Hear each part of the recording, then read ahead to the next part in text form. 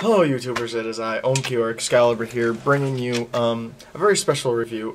Since I am here in Japan, I was thinking about some of my inspirations from actually the Japan area, and I remembered a character that I thoroughly fell in love with, a series that I was obsessive with for a very long time and still really enjoy watching. It was a series created by Romiko Takahashi, which was, of course, Ranma 1/2. Now, I'm going to be talking more about Romiko Takahashi, but I'll give you a little zoom in on Ranma here. For people who don't know the series, Ranma is actually a guy.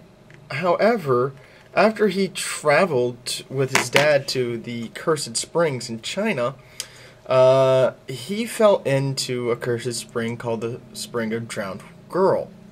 And when he came out, he was turned into a girl. Now, Ranma changes back, with cold water. With warm water. If he gets splashed with warm water, he changes back into a boy. But if he gets splashed with cold water, he turns into a girl again. So, and this was a series that I was so blown away with. This was really my very first introduction into what I would call real Japanese anime. Because before then, I was watching, Dragon Ball Z. And, Dragon Ball Z is all well and good, and, if you watch the original Japanese, Dragon Ball Z, it's pretty Japanese, but what they was brought over to the United States, they Americanized it up. In any case, Romiko Takahashi just had this storytelling ability to tell a really bizarre story that makes no sense, but put it in a way that does make sense, and is quite comical and is quite entertaining. Actually, a lot of my very early writings were very much based off of Ranma. In fact, so much so that that people on it was a live journal type thing. I don't even remember what it was called. But anyways, people that would be reading some of the stories on there would be like, "This is really Ranma-esque. Have you been watching it?" It's like, yeah. But in any case, the ability that she has to sell a random, ridiculous story and make it thoroughly entertaining, is great. I do have to say, I have a criticism of hers, though. She cannot end a story very well. Her stories go on and on. She's also the mastermind of Inuyasha, which I was a complete fan of until it started dragging on and on and on and on. Yeah.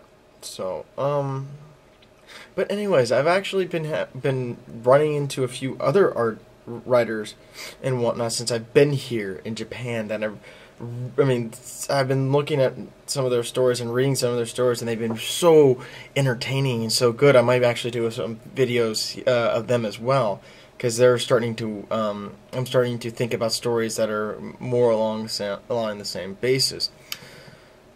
Any case, for those of you who don't really know Romiko Takahashi, she is a female mangaka here in Japan, and she writes a lot of goofy stories and not so goofy stories. But her very first big hit was with a character named Lum, who was a demon from space, or an oni from space. And she lived with a lecherous kind of perverted guy. And if you really look at Romiko Takahashi's stories, she's very much like Tetsuo. If you don't know what I'm talking about, Tetsuo used to use kind of the same character, or same character type people.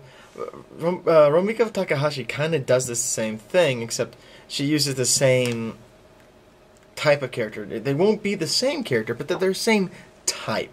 There is usually a grumpy guy or a kind of lecherous guy who's a good guy, but gets into a lot of trouble. In any case, Romiko Takahashi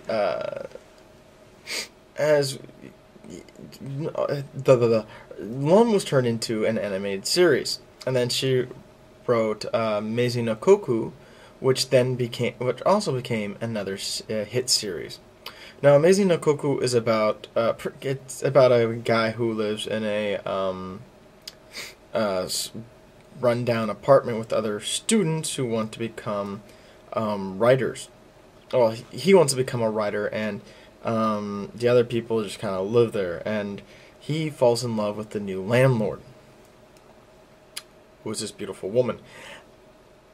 Then after that, the series she comes up with is Rama 1/2, and after that she does a small series called Mermaid Stories, which was a disturbing bunches of tales about mermaids killing people. She gets more into like a horror story kind of motif, kind of after that, which in Japan these kind of stories are called gekiga, but it's not really gekiga. I'll do a whole history of whatnot of that later, but after that she does a compilation of short stories. They're an issue story that she called anthology, which each story has a different character and whatnot. And then of course Inuyasha, which has just ended. The manga series has just ended, and she's about to start another series, which I don't know what it is, but maybe I'll see it while I'm here. In any case, I highly recommend people to pick up Rama 1/2. I mean, it's very goofy stories, and it goes on for like 30 mangas. But I mean, it's fun to read. It's a good, fun story. Would be happier if it would have had some form of ending. In any case, guys, this is one of my influences on writing, and I know I'm still dressed up for my last video. I felt like I would do this for the next few videos that I would do. In any case, this is Omki or Excalibur saying, take it easy, guys, and if it's easy, take it twice. I think my next video might be Captain America if I haven't done Captain America yet. Anyways, bye.